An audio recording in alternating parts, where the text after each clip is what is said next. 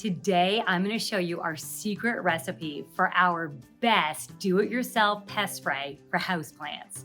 We love it because it's rooted in science, safe for you and your plants, and it's effective against a wide range of pests, including those that most commonly affect houseplants.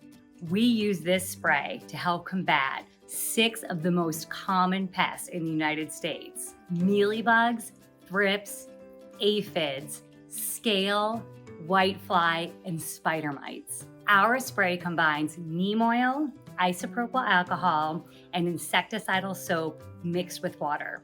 It is so effective because each ingredient plays a unique role at knocking back pests and keeping them knocked back. Isopropyl alcohol dissolves the protective wax coat on pests like mealybugs and kills them on contact.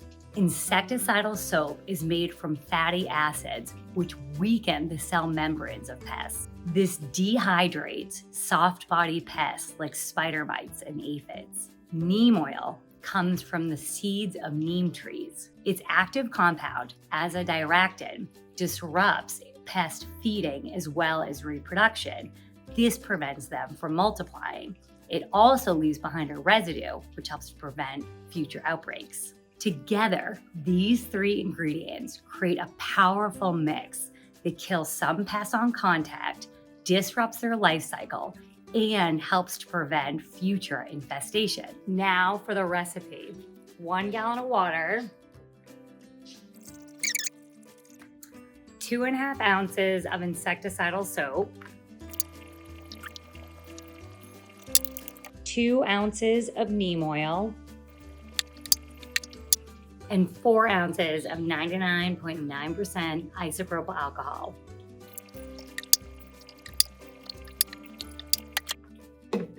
Make sure to shake well to get all the ingredients mixed.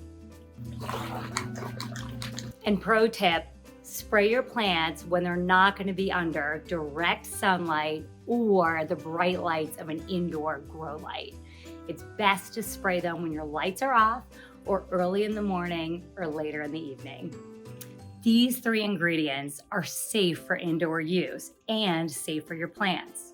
Just avoid getting it in your eyes, inhaling any fine mist, and keep it away from pets while the leaves are wet. With this simple science-backed recipe, you can keep common houseplant pests at bay without resorting to any harsh chemicals. Your houseplants will thrive again. Happy growing.